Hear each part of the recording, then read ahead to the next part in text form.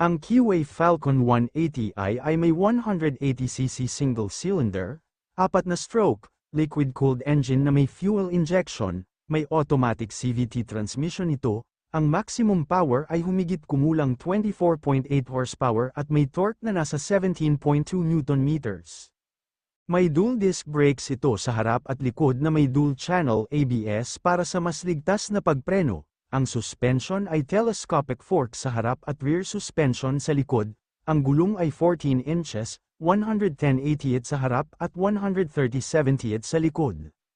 May digital instrument panel ang Falcon 180i, keyless start system, USB charging port, at adjustable windshield. Ang fuel tank capacity ay nasa 8.5 liters, ang bigat nito ay humigit kumulang 136 na kilo.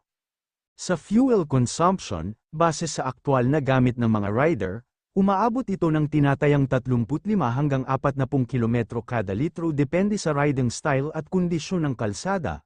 Ang tinatayang range sa full tank ay nasa 250 hanggang 330 kilometro. Ang presyo ng QA Falcon 180i sa Pilipinas ay humigit kumulang 129k pesos cash, depende sa dealer at promo.